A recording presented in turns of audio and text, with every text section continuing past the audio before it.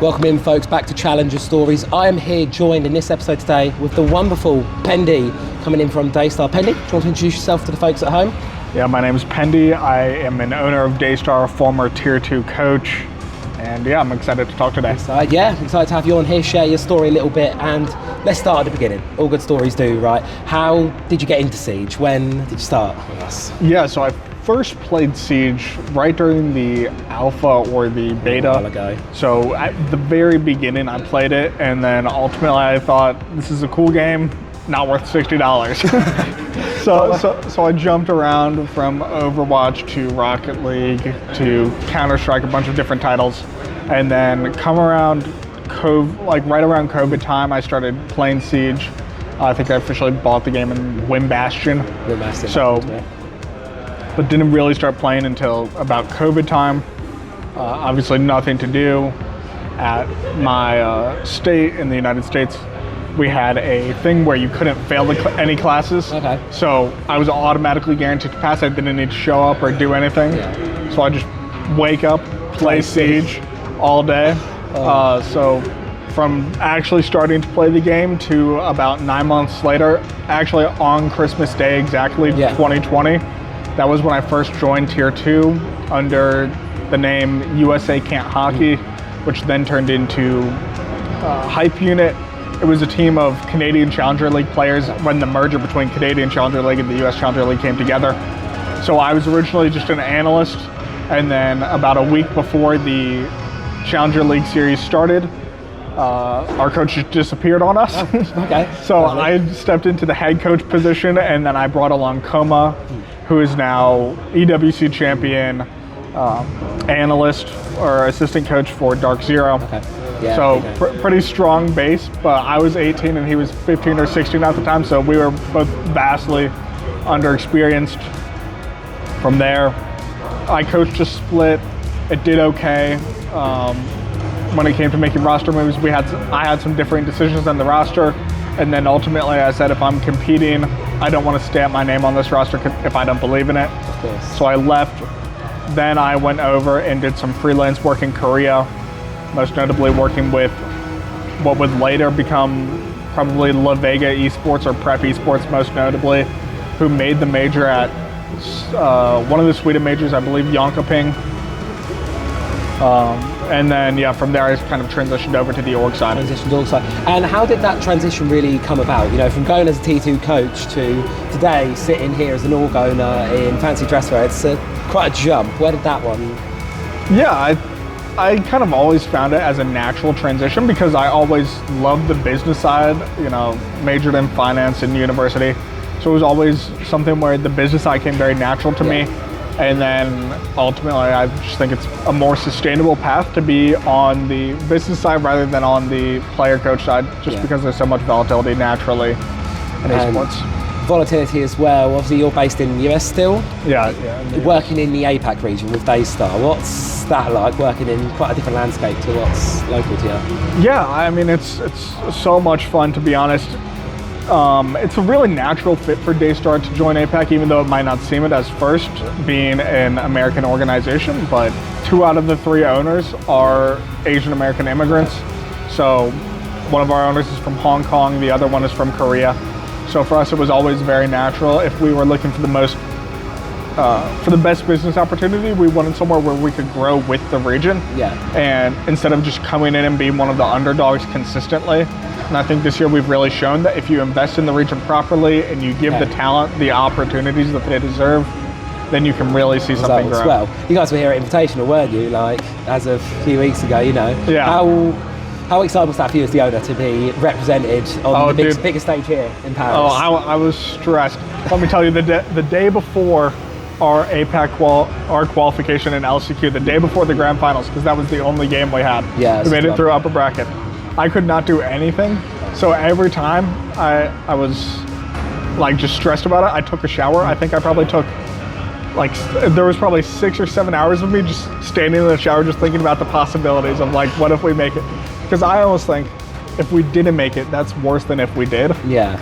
Because even if we made it and we came last, we still made SI, but we felt in our hearts truly that we were the better team throughout the entire year than any of the teams.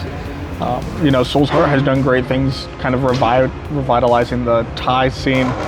But ultimately, we just felt like we were the best roster there. And if we lost, it wasn't because they were the better team. It was because we messed up. You messed up, yeah. And I suppose watching the games as an org owner, you don't get involved with the games. You don't really get involved with the teams, I'm imagining. So as someone who's got that coaching experience, is it hard to just not, what you want to say something, but it's not quite? Yeah, I mean, it's definitely hard during the games just to sit there. But also, it's not too dissimilar from coaching back in 2021. Because, there were no operator pick bans in round 3 and round 9. It was just, you have one timeout. Yeah. You couldn't even talk at the half during the switch. So I had one timeout every game, and I had, the time before leading up to the match. And as soon as that first round started, I had 30 seconds the entire game. Yeah. So it's not too dissimilar. We also have a great relationship with our coach, Harambe, where, he knows my past experience, and, I come in and I give my feedback from time to time. But ultimately, he's here for a reason. We trust him. Yeah. So we let him lead the ship. And the process is working. As I said, made Invitational, had a decent run here. And looking ahead, 2026, obviously new season lineup, new competitive year, and not been announced yet. Don't know what it is, but obviously big updates to the game, big shifts and stuff. What's on the table for Daystar? Yeah, I mean, I think SI was just the start. It's the chance that if our region gets the opportunity for, multiple teams to come in and compete, because ultimately, as great as the major qualifiers were, it's hard to be able to fly 16 hours from Hong Kong or Taiwan all the way to Australia to have one day to qualify for the major. It's extremely hard on the players to do. So when we're able to be in our own region and play from home or just play from an equal environment, we took a map off Furia, which is huge, and we were up 5-1 at one point on map 1. There's a world in which we 2-0. Obviously not the way that it went, but you'd need to look at the upsides. We lost to 4 teams this event. 3 of them are playing on the main stage today. So ultimately, as far as it goes, I think we had a very successful run, and I think this next season has opened up the doors a lot for us to come in and compete, not only with teams like Weibo, who have performed so well consistently across the year, but also giving us more opportunities to showcase ourselves. Yeah, and to touch on that one as well, the APAC region as a whole, it's on the rise. Weibo, as you say, sort of taking the name charge, but you guys are right behind that. Is that the mentality going into next year? You're going to grab them and then just jump ahead of them? Yeah, I think that's the mentality. Weibo's a very strong team. I think ultimately we've positioned ourselves in a spot where we are in the strongest sub-region by far. Both other regions, with the exception of D plus Kia, which is a whole different story. Yeah. Both teams from the other regions got grouped. We managed to come out of the hardest group, where even our weakest opponent had a world champion on it. Yeah, it's a tough group, group of death. And I think a lot of people in predictions were like, I'm not sure on Daystar, but you proved to hate us wrong, which is the biggest achievement, like you say, just the start of it all. And I think looking to the next year, hopefully, some very big, exciting things will happen, because at the end of the day, it's what you're here for. Love of the game, right? Love it and the passion, and that's not going to die this year, is it? No. I think, I think year 11 is going to be the best year for Siege yet. I think the APAC region is only getting stronger. There's only more resources being put into it. So there's absolutely no reason why. I think at this event, we showed that it's not just Weibo that can hang. Other APAC teams can hang too. Even D plus Kia, who are not from APAC, but they compete in APAC, they've shown that there is a true, it's hard out there. It's not the easiest thing in the world. It's not, you can't just import into APAC and then make it out. We denied Weibo once for the major, or we denied Elevate once for the major qualifiers. We denied them again for making it out of groups. Yeah, you can't just bring people over and hope it's to work. You have to work through it, and that's a good high note, I think, to end things on here. Is there anything else you'd like to add before we wrap up?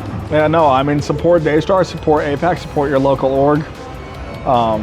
Organizations, you guys don't realize how much a follow, a like, a retweet matters, and how big it is. Yeah, certainly. Well, thank you very much, Pendii, for joining me. Enjoy the rest of the Six Invitational. It's only Friday, so it's just the start of the weekend. Plenty more action to come, and thank you very much for your time, my friend.